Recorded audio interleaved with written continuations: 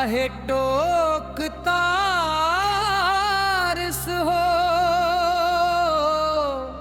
बाबू अतना बेकाबू काहे हो खतारस हो कहो।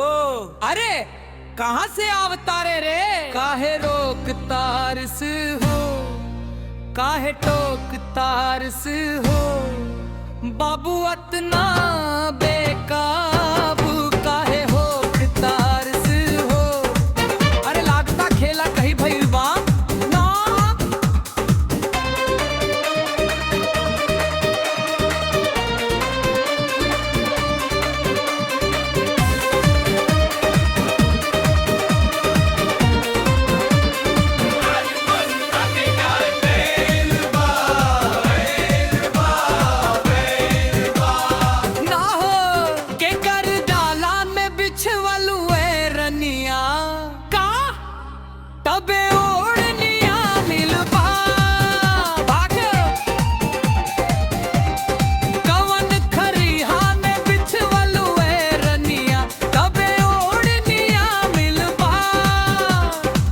भी बोलते हो ओढ़निया मेलबा, ओढ़निया मेलबा।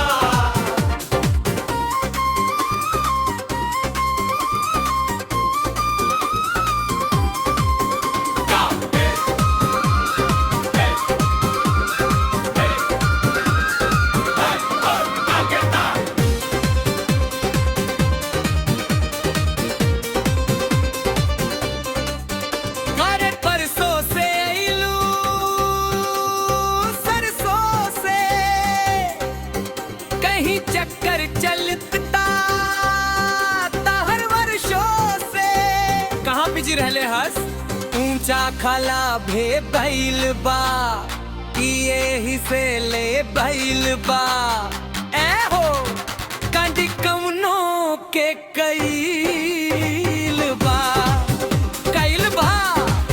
अरे कैल बा का मतलब के कर दालान में बिछवलू रनिया का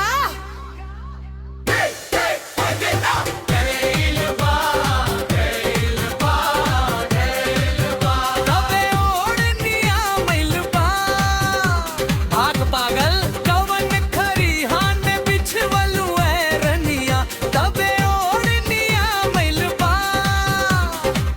अरे तस शुरुआत हस आगे आगे देख सोला का हम कुल देखता नहीं ओढ़निया मेलबा।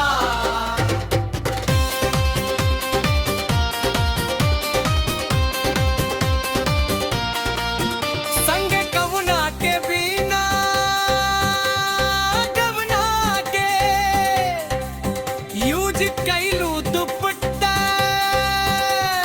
बिछवा के पागल हो गई बारिश का बनबू चाला नीलकमल हो आंसू से पूछ ली हसरी आंसू से ए हो का हो सूट सबूत कसके धैल बा हाँ धैल बा अरे धैल बा के कर दालान में बिछवलू रनिया ना